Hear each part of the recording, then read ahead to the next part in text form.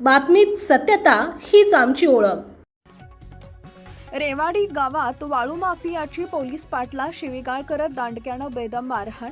शिंदखेडा तालुक्यात नदीपात्रातून अवैधरित्या गौण खनिज वाळूची चोरटी विक्री करण्याच्या उद्देशानं उपसा करत असल्याने त्यांच्या विरुद्ध तक्रारी प्राप्त झाल्या असल्यानं प्रांताधिकारी यांनी दिलेल्या आदेशाप्रमाणे ज्या गावाच्या शिवारातील नदीपात्रातून अवैधरित्या वाळूचा उपसा होत असेल अशा गावातील पोलीस पाटील यांना अवैध वाळू वाहतूक करणाऱ्या इस्मांवर कारवाई करण्याबाबत तालुक्यातील सर्वच पोलीस पाटलांना आदेशित केले होते। रेवाडी येथील पोलीस पाटील अप्पा जनक विवरे यांना बुराई नदीपात्रातून अवैधरित्या गौण खनिज वाळूची चोरटी विक्री करण्याच्या उद्देशानं उपसा करत असल्याची खात्रीशीर माहिती मिळाली होती। मिळालेल्या माहितीनुसार पोलीस पाटील यांना दिनांक 15/8/2025 रोजी रात्री 10 वाजेच्या सुमारास रेवाडी गाव शिवारातील बुराई नदीच्या पात्रातून लहान भाऊ कौतिक भिल हा त्याच्या ताब्यातील पॉवर ट्रॅक कंपनीचे निळ्या रंगाचे विना क्रमांकाचे ट्रॅक्टरमध्ये अवैधरित्या वाळू भरून तिची चोरटी विक्री करण्याच्या उद्देशानं भरत असताना मिळून आला होता।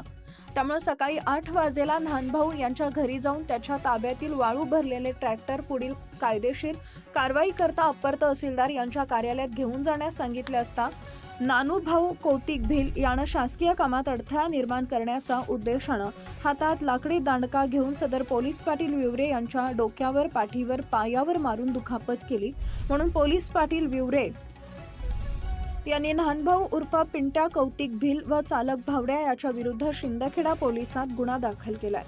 संपादक भूषण पवार। मी रेवाडी पोलीस पाटील तालुका शिंदखेडा जिल्हा धुळे काल रात्री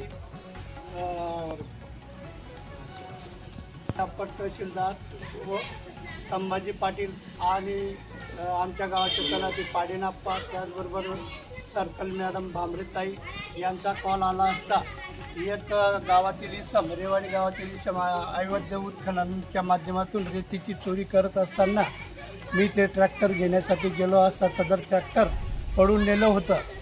त्याचबरोबर साहेब महाशय तहसीलदार अप्पर तहसीलदार साहेबांनी मला फोनवर बोलणे केले असून की तुम्ही सदर ट्रॅक्टरचा ताबा घ्या आणि चावी घ्या।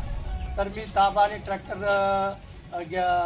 चावी घेण्यासाठी गेलो असता तर सदर व्यक्तीने माझ्यावर प्राणघातक हल्ला केला, मला जीवेठार मारण्याची धमकी दिली, माझा चष्मा तोडला, मला पायावर, हातावर आणि डोक्याला जबर मार लागलेला आहे। तर मला दवाखान्यात नेलेलं होतं। आता मी धुळे सिव्हिलला जातो आहे डोक्याचं CT स्कॅन करण्यासाठी आणि माझ्यासोबत आमच्या जिल्ह्याचे पोलीस पाटील गाव कामगार पोलीस पाटील संघटनेचे धुळे जिल्हा अध्यक्ष प्रकाश पाटील, तालुका अध्यक्ष भूषण बोरशे, त्याचबरोबर आमचे माजी तालुका अध्यक्ष शिवाजीराव पाटील, त्याचबरोबर माझे सहकारी डॉक्टर महेंद्र पाटील, युवराज माळी, भैयादादा नगराडे, राजेंद्र पवार आणि आमच्या गावाचे तलाठी आप्पा प्रमोद पाडेन हे पण उपस्थित होते। आणि शासनाने आम्हाला रात्री बेरात्री प्रांत अधिकाऱ्याकडून आम्हाला लेटर प्राप्त झालेलं आहे। त्या माध्यमातून रात्री बेरात्री आम्हाला नदीपात्रात ड्युटी दिलेली आहे। आम्ही जीव जोखीममध्ये घालून ड्युटी करत आहे, पण प्रशासन आम्हाला कुठल्याही प्रकारचं संरक्षण देत नाही।